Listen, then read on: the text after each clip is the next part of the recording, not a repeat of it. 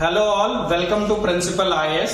I am Ashutosh Dutt Mishra and in this video lecture I am going to discuss the syllabus of English Literature optional for BPSC. तो English language and literature जो BPSC optional में है थोड़ा सा unconventional आपको ये optional होता है क्योंकि इसमें बहुत कम ऐसे स्टूडेंट्स हैं जो आपको English literature as a optional opt करते हैं, but still it has a lot of benefit. अगर आप इंग्लिश लिटरेचर ऑप्ट करते हो तो इसके बहुत सारे एडवांटेज हैं। फिलहाल हम इस वीडियो में इंग्लिश लिटरेचर का सिलेबस क्या है उसको डिस्कस करने वाले हैं। So first and foremost thing, जो सेक्शन 1 है, आपको पता है कि 300 मार्क्स का ऑप्शनल होता है बीपीएससी में, जिसमें हर पेपर में 2 सेक्शन बटे होते हैं। तो सेक्शन ए और सेक्शन बी में इंग्लिश लिटरेचर का पेपर भी आपको बटा हुआ है। सेक्शन ए जो है आपका, वो उसमें क्लियरली मेंशन किया गया है कि it is the detailed study of 19th century literary age. तो 19वीं शताब्दी का जो अंग्रेजी साहित्य है या जो इंग्लिश लिटरेचर है 19th सेंचुरी का, उसको काफी डिटेल में पढ़ना होगा आपको। This is what section 1 is. और जो भी पोइट्स के नाम मेंशन किए हैं, जैसे ये सारे पोइट्स के जो नाम मेंशन किए हैं या जो ऑथर्स या नॉवेलिस्ट के नाम मेंशन किए गए हैं, इसमें ये सारे लोग जो हैं वो कहीं ना कहीं आपको 19th सेंचुरी से बिलोंग करते हैं। बट इसके अलावा भी राइटर्स हैं जो 19th सेंचुरी से बिलोंग करते हैं। तो हमारा जो तैयारी का यानी preparation if you are opting English literature as a optional, वो पैटर्न ऐसा होगा कि इन राइटर्स को बहुत इन डेप्थ हम एनालिसिस करेंगे, समझेंगे, और इसके अलावा भी जो 19th सेंचुरी में राइटर्स हो सकते हैं उनको भी समझने की कोशिश करेंगे। So first of all 19th century के बारे में आपको अगर एक बेसिक आइडिया हो तो 19th सेंचुरी लिटरेचर में वो टाइम है जब ड्रामा लगभग डिक्लाइन कर रहा था और नॉवेल्स का अपसर्ज हो चुका था। लोग नॉवेल्स पढ़ना ज्यादा पसंद कर रहे थे। इंडस्ट्रियलाइजेशन का पूरा इंपैक्ट आपको दिख रहा था और पूरी वर्ल्ड इकोनॉमी में इंग्लैंड एक सुपर पावर की तरह इमर्ज कर चुका था।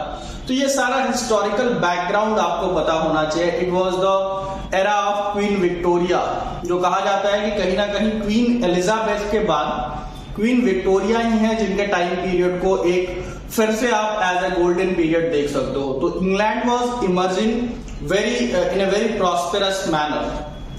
तो आपको इस सिलेबस की तैयारी कैसे करनी चाहिए और how we can assist you in the preparation of this syllabus, इसी पे मैं डिस्कस करूंगा थोड़ा सा।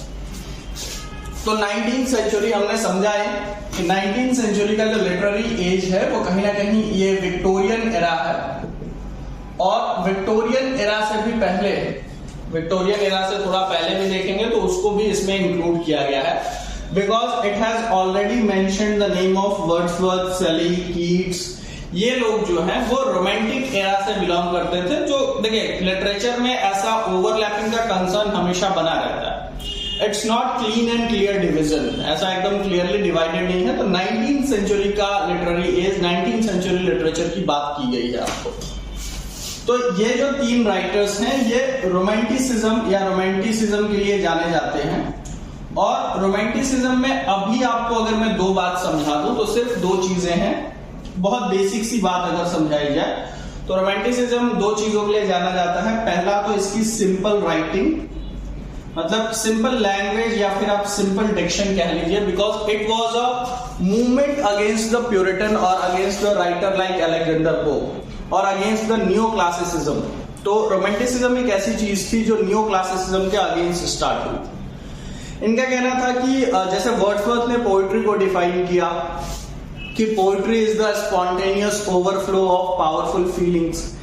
इट मीन्स दैट कि जब जो चीज स्पॉन्टेनियस है उसको आप रूल्स एंड रेगुलेशंस में बांधने को कह रहे हो, डिक्शन पे ध्यान देने को कह रहे हो, मतलब जो ऑटोमेटिक पोइट्री निकल रहा है उसमें हम वर्ड्स पे क्या ही ध्यान देते। तो जो भी ऑटोमेटिक वर्ड्स है और पोइट्री कॉमन आदमी के लिए होना चाहिए, तो उस पे हमें फोकस करना होगा। यानी रोमांटिसिज्म में सिंपल लैंग्वेज की बात की गई। पोइट्री का लैंग्वेज जरूरी नहीं है कि बहुत टफ हो। इससे पहले जो ट्रेंड चल रहा था वो चल रहा था कि best word in best order, means word का सिलेक्शन बहुत मैटर करता है पोइट्री में। But still the time period of Wordsworth, उसमें बहुत सिंपल सी पोइट्रीज लिखी गई, ये आपको आप देखेंगे। दूसरा चीज यह है कि लव फॉर नेचर तो नेचर लव भी रोमांटिसिज्म का एक स्पेसिफिक क्वालिटी है। तो आपको सिर्फ वर्ड्सवर्थ, शेली और कीट्स का बैकग्राउंड ही नहीं पता होना चाहिए, ये रोमांटिसिज्म मूवमेंट क्या था, रोमांटिसिज्म के ट्रेड्स क्या हैं, ये सारी चीजें बहुत इन डेप्थ एनालिसिस के साथ आपको पता होनी चाहिए, और फिर उस पर कैसे रिलेटेड क्वेश्चंस आए हैं वो भी देखने होंगे। Now if we talk about Lamb, Dickens, Tennyson, Robert Browning, Matthew Arnold, Thackeray, ये सारे नॉवेलिस्ट और फिर पोइट्स भी, इनके बारे में आपको पढ़ना है। इनका भी डायरेक्टली जिक्र किया हुआ है। मैंने आपको क्लियरली कहा कि जो आपके सिलेबस में राइटर्स का नाम मेंशन किया हुआ है, उसके अलावा भी 19वीं सेंचुरी में राइटर्स एग्जिस्ट करते हैं, बट जिनका नाम मेंशन है उनको बहुत डिटेल में पढ़ना जरूरी है। Like Charles Dickens.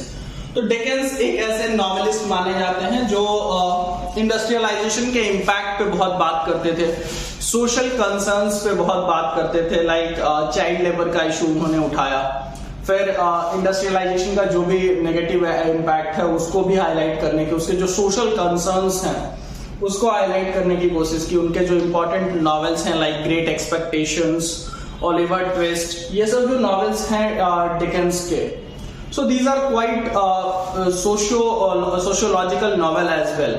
डिकेंस पे कई बार माना जाता है कि उन पे कार्ल मार्क्स वगैरह का इम्पैक्ट था। तो हम उन सारी चीजों को समझने की कोशिश करेंगे। We will try to evaluate Charles Dickens. और राइटर को पढ़ने का 3 तरीका है, मतलब 3 एस्पेक्ट से आपको उसको पढ़ना चाहिए। पहला तो आप उसकी बायोग्राफी समझ ही लीजिए। बायोग्राफी समझना सबसे आसान काम है, और ये सिर्फ बायोग्राफी समझ लेना राइटर के बारे में जानना नहीं होता है, ये भी आपको समझना है। मतलब आपने सिर्फ ये समझ लिया कि राइटर कब जन्म लिया, फिर उसने कौन कौन सी बुक लिखी और किससे उसकी शादी हुई, फिर क्या क्या उसकी लाइफ में हुआ और कब उसकी डेथ हो गई, उसके कितने बच्चे हुए, ये सारी चीजें। This is the biographical elements. But you need to point out what are the sociological conditions of the age in which the writer was living, in which the writer was surviving. What are his or her socio-political concerns which is reflected in his or her literature? तो क्या उसके socio-political concerns है जो उसके literature में reflect होते हैं? ये सारी चीजें जो है वो आपको कहीं ना कहीं समझनी है।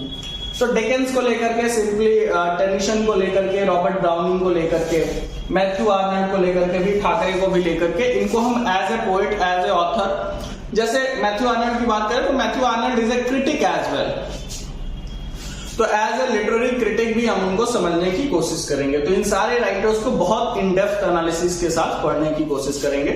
सिर्फ बायोग्राफिकल एलिमेंट नहीं, उनके सोशियो पॉलिटिकल कंसर्न, उनकी राइटिंग का ट्रेंड सबसे इंपॉर्टेंट, कि what was the trend in his और हर राइटिंग, वो भी समझने की कोशिश करेंगे। फिर हम थॉमस कार्ले और पीटर नाम के एक राइटर हुए 19वीं सेंचुरी में ही, इन सब के बारे में भी समझेंगे। देखिए 4 पॉइंट जो मैंने लिख रखा है, आपका क्वेश्चन पैटर्न आमतौर पे इसी पे बेस्ड रहेगा। राइटर के तो इंफॉर्मेशन आपको पता होनी ही चाहिए, उनके बारे में जो कुछ भी इंटरेस्टिंग है, या whatever the information that you need to know about the author itself. उसके अलावा आपको हिस्ट्री एंड बैकग्राउंड, या फिर जिसको आप historical background of the age of the writer कह लीजिए, कि उसका बैकग्राउंड क्या है ये समझना बहुत जरूरी है।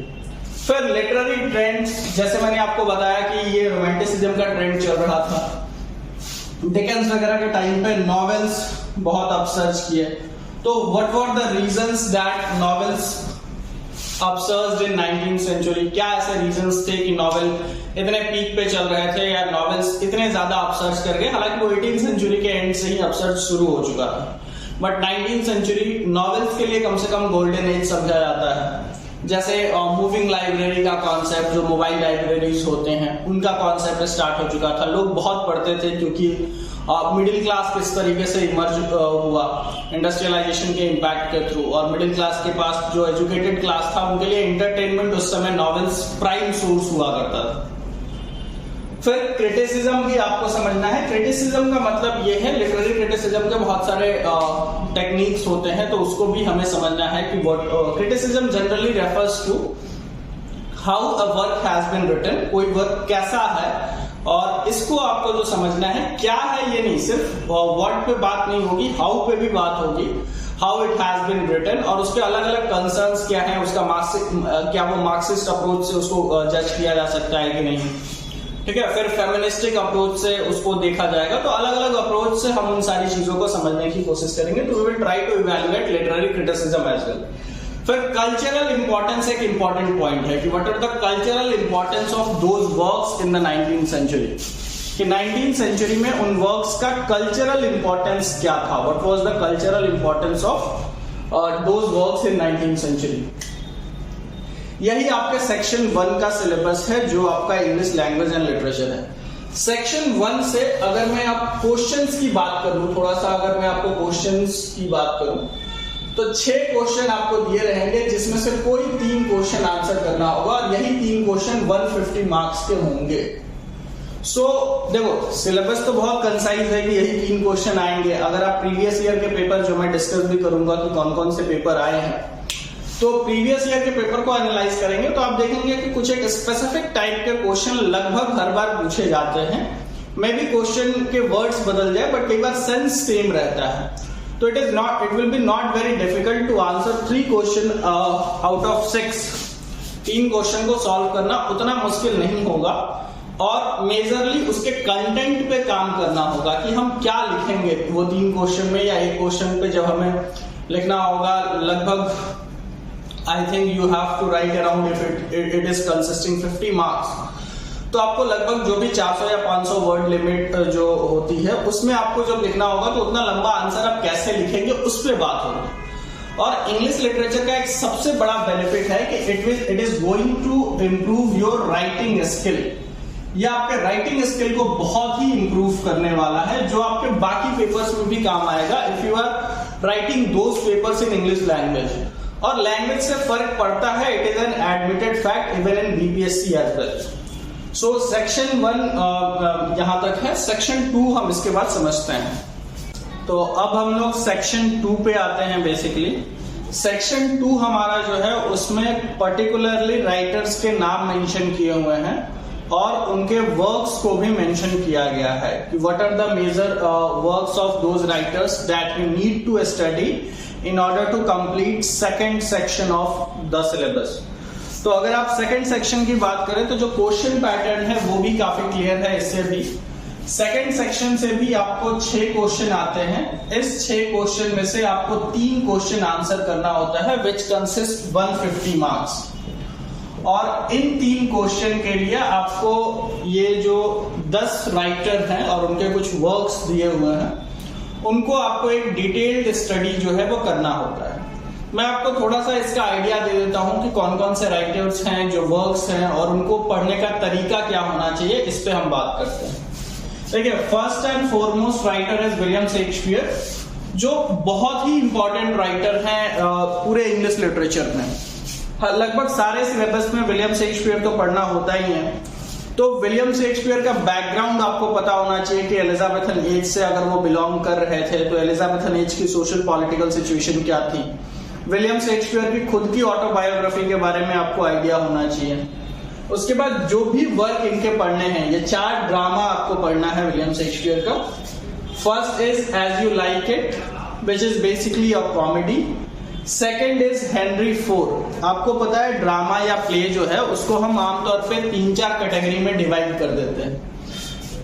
तो एज यू लाइक इट एक कॉमेडी है, तो एक कॉमिक ड्रामा है। इसको हम समझने की कोशिश करेंगे कि एज यू लाइक इट में कौन कौन से एस्पेक्ट्स को बहुत ज्यादा समझे जाने की जरूरत है।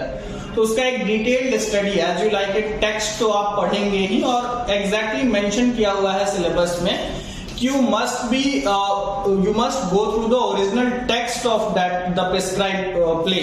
आप ओरिजिनल टेक्स्ट एकदम पढ़िए उसको। तो वो और उसके फिर एनालिसिस के बारे में बात की जाएगी।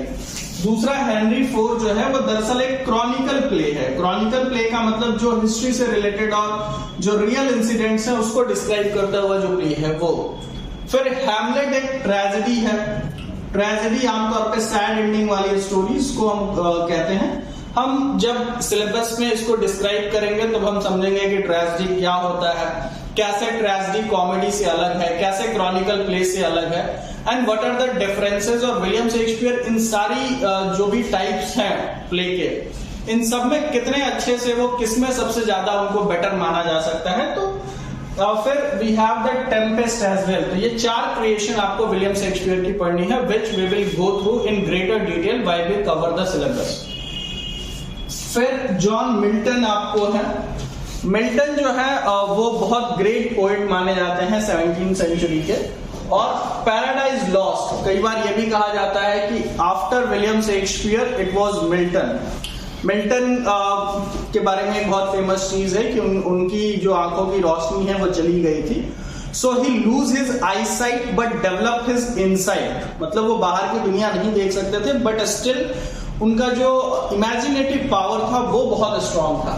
पैराडाइज लॉस्ट अपने आप में एक एपिक है जो क्रिश्चियनिटी को बहुत ज्यादा क्वेश्चन करता है, क्रिश्चियनिटी से रिलेटेड बहुत सारे मुद्दों को हमें समझाता है। तो paradise lost is a very important creation, ये पोएट्री है बेसिकली। जेन ऑस्टन, फिर आपको एक नॉवेल पढ़नी है, तो पैराडाइज लॉस्ट एक पोएट्री हो गया। जेन ऑस्टन की एक नॉवेल है एमा करके। जेन ऑस्टन फेमिनिस्ट राइटर में इनका शुमार है, डोमेस्टिक नॉवेल्स के लिए जानी जाती हैं। 19वीं सेंचुरी में ये नॉवेल्स लिख रही थी, तो उनकी एक नॉवेल है एमा, वो आपको पढ़ना है। एमा is a very interesting novel. देखो, भले ही जो नॉवेल मेंशन किया गया है, लेकिन जब आप उस ऑथर को पढ़ेंगे तो उस ऑथर के बाकी राइटिंग्स के कॉन्टेक्स्ट में भी उस नॉवेल को समझने की हमें कोशिश करनी चाहिए।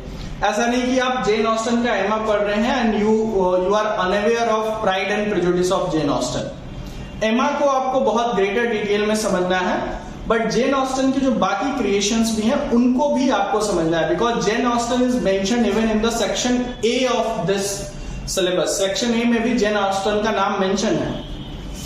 फिर अगर हम वर्ड्सवर्थ की बात करें तो उनका एक पोएट्री का कलेक्शन है द प्रिल्यूड हमें पढ़ना है। And Wordsworth is romantic poetry, हमने सेक्शन ए में वर्ड्सवर्थ पे बात करी है, तो वर्ड्सवर्थ को काफी डिटेल में पढ़ना इसलिए भी जरूरी हो जाता है।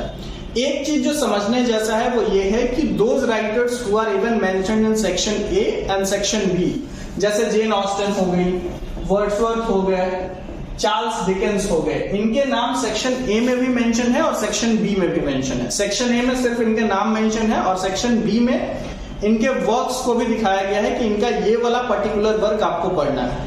तो हमें उनके बैकग्राउंड पे बहुत डिटेल में उसको समझने की जरूरत है। चार्ल्स डिकेंस का डेविड कॉपरफील्ड जो एक नॉवेल है उसको पढ़ना है। डेविड कॉपरफील्ड कई बार समझा जाता है कि it is the semi autobiographical novel of Charles Dickens. Dickens ने अपने ही लाइफ के बहुत सारे इंसिडेंट्स को डेविड कॉपरफील्ड में नोट किया है या लिखा है। तो David Copperfield is basically a semi autobiographical novel भी इसलिए उसको कहते हैं। फिर डेविड कॉपरफील्ड एक सोशियो पॉलिटिकल नॉवेल भी है। बहुत सारे ऐसे सोशल कंसर्न्स, अगर मैं बात करूं जैसे चाइल्ड लेबर का जो कंसर्न है, ये सारी चीजें, या फिर मार्क्सिज्म का इम्पैक्ट चार्ल्स डिकेंस को बात करते हुए मैंने कहा ही था आपसे, तो ये सारी चीजें आपको डेविड कॉपरफील्ड में दिखते हैं। तो हमें सिर्फ डेविड कॉपरफील्ड पढ़ना नहीं है, उसका क्रिटिकल एनालिसिस समझना है कि what are the aspects that we need to notice in David Copperfield. फिर हम जॉर्ज एलियट का मिडिल मार्च आपको पढ़ना है। Then we have Thomas Hardy as well. Thomas Hardy का जूड द ऑब्सक्योर, ये सारे वर्क्स पे हमें फोकस करते हुए चलना है और उनकी क्रिटिकल एनालिसिस पे फोकस करना है। We don't just have to read that, we have to critically analyse and observe those writings. हमें उसको क्रिटिकली एनालाइज और ऑब्जर्व करने की जरूरत है। ईट्स मॉडर्न एज के हैं। ईट्स के बारे में मैं थोड़ा सा यहाँ पे आपको एक चीज ध्यान दिलाना चाहूंगा। ईट्स ऐसे एज में बिलोंग कर रहे थे जब वर्ल्ड वॉर हो चुका था, तो वर्ल्ड वॉर का बहुत ज्यादा साइकोलॉजिकल इम्पैक्ट हुआ पोएट्स पे। तो world war, first world war और सेकंड वर्ल्ड वॉर दोनों का बहुत साइकोलॉजिकल इम्पैक्ट हुआ। And then W.B. Yeats is writing the second coming. Christianity में सेकंड कमिंग का कोई कॉन्सेप्ट नहीं है, बट वो एक ऐसी पोएम लिख रहे हैं जिसमें वो कह रहे हैं सेकंड कमिंग, यानी गॉड फिर से आ रहे हैं, the God is coming again. और क्यों? क्योंकि दुनिया अब पहले जैसी नहीं रही, दुनिया बहुत बदल चुकी है, ह्यूमैनिटी खत्म हो चुकी है। तो जो वर्ल्ड वॉर का साइकोलॉजिकल इम्पैक्ट आपको W.B. Yeats में दिखता है। फिर इनकी ईस्टर आपको पढ़नी है। तो ये बहुत सारे पोएम्स हैं जो W.B. Yeats के पढ़ने हैं, छोटे छोटे पोएम हैं। It can easily be covered in 1 to 2 class each of the poem. Easter, फिर आपका second coming, sailing to Byzantium, prayer for my daughter, the tower poetry collection है उसमें का अमंग स्कूल चिल्ड्रन आपको पढ़ना है। और लैपिस लाजुले, ये भी एक पोएट्री है जो आपको पढ़ना है। तो हर पोइट्री के अपने अपने थीम है और मॉडर्न एज से बिलोंग होने के नाते वर्ल्ड वॉर का इम्पैक्ट, थर्ड वर्ल्ड लिटरेचर जिसको भी कई बार कहते हैं, वो उन सारी चीजों को वो आपको समझना है। थर्ड वर्ल्ड लिटरेचर एक अलग चीज है, उसको भी हम समझेंगे। फिर टी.एस. एलियट का द वेस्टलैंड, ये भी अपने आप में एक एपिक है और बहुत इंपॉर्टेंट क्रिएशन है द वेस्टलैंड। तो वेस्टलैंड भी पोएटिक क्रिएशन है, तो इस पोएट्री को भी पढ़ना और क्रिटिकली एनालाइज करना। डी.एच. लॉरेंस मॉडर्न एज के ड्रामेटिस्ट हैं। डी.एच. लॉरेंस के बारे में थोड़ा सा मैं आपको एक यहाँ पे क्लू देता चलूं कि सोचिए कि 20th सेंचुरी में जब ड्रामा डिक्लाइन कर गया हो, 19th सेंचुरी में नॉवेल्स आप सर्च कर गए थे, ड्रामा लगभग कोई पढ़ नहीं रहा था और ड्रामा अब उतने पॉपुलर नहीं थे। एक आदमी 20th सेंचुरी में आता है और वो ड्रामा को फिर से पॉपुलर करता है। इनको हम कहते हैं he is the one who established modern drama. आज भी एनएसडी वगैरह में जो नेशनल स्कूल ऑफ ड्रामा है, वहां आज भी फिल्म के एक्टर्स वगैरह डी.एच. लॉरेंस से स्टार्ट करते हैं अपना ड्रामा और एक्टिंग के चीजों को सीखना। और स्क्रिप्ट राइटर, तो D.H.. Lawrence is one of the most popular dramatist of modern age. तो इनका एक ड्रामा आपको पढ़ना है, रेनबो। देखो, समझना यह है कि रेनबो मॉडर्न एज में लिखा हुआ ड्रामा है, जबकि ये जो ड्रामा आपको पढ़ने थे, जैसे शेक्सपियर के जो ड्रामा पढ़ने थे, वो 16th सेंचुरी का ड्रामा था। तो ड्रामा कितना बदला, ये भी आपको एक कंपैरेटिव स्टडी होनी चाहिए, समझना होगा कि how the drama changed as in Hamlet और द रेनबो। तो एक कंपैरिजन भी हमें समझना होगा। So these are the things that are prescribed in the syllabus of English literature. इन सारी चीजों के साथ मैं आपको एक सवाल से थोड़ा सा आइडिया दे देता हूं। जैसे मान लीजिए कि सेक्शन बी के जो क्वेश्चंस हैं, जैसे देखिए एक और नॉर्मली आपको 3 क्वेश्चन का आंसर करना होगा। एक क्वेश्चन 50 मार्क्स का है, तो इट विल अराउंड आप 450-500 वर्ड्स के आसपास लिखेंगे उसको। If I talk about a question from William Shakespeare which has been asked in 2019, it is write a critical note on the role of magic in Shakespeare's The Hamlet and The Tempest। तो Hamlet और Tempest दोनों को combine करके एक single question पूछ लिया कि बताइए कि इन दोनों ड्रामा में मैजिक का क्या रोल था। तो क्या, जैसे आप विलियम शेक्सपियर को पढ़ेंगे तो देखेंगे कि विलियम शेक्सपियर बहुत सारी ऐसी चीजें इस्तेमाल करते थे, जैसे सुपर नेचुरल एलिमेंट्स का इस्तेमाल आमतौर पर उनके ड्रामा में होता था। कुछ ऐसी चीजें जो रियलिटी में पॉसिबल नहीं है, सुपर नेचुरल है, वो चीजें इस्तेमाल करते थे। तो उनका सुपर नेचुरलिज्म हम समझेंगे, जिसको हम मैजिकल एलिमेंट्स भी कह सकते हैं। तो ऐसे सवाल आमतौर पे आते हैं। या फिर जैसे अगर आप डेविड कॉपरफील्ड या डिकेंस से सवाल पढ़ना चाहें, तो while David Copperfield centres on the growth and journey of an individual, इसमें ये डेविड की कहानी है। Charles Dickens also created many novels dealing with the social issues of his time in England. तो सेकेंड सेक्शन में सिर्फ David Copperfield से सवाल नहीं पूछा, डेविड कॉपरफील्ड को रिलेट कर रहा है कि चार्ल्स डिकेंस ने और भी बहुत सारे ऐसे नॉवेल्स लिखे हैं जो सोशल कंसर्न से रिलेटेड हैं और विक्टोरियन इंग्लैंड के सोशल इश्यूज से रिलेट करते हैं, नोन एज विक्टोरियन एरा। तो इस बात पे आपको कमेंट करना है। तो हालांकि जो प्रीवियस ईयर क्वेश्चन है उस पे हमारे एक अगले सेशंस होंगे। I have just given you a glimpse of the question कि आपको आइडिया लगे कि उनसे सवाल पूछे कैसे जाते हैं। तो all you need to develop is a writing skill of those things. आपको डेवलप करना है कि आप उस पर 400-500 वर्ड का कंटेंट लिख पाए and we are definitely going to help you in this process. Thank you. I hope आपको ये पूरा का पूरा सिलेबस जो है वो समझ में आया होगा।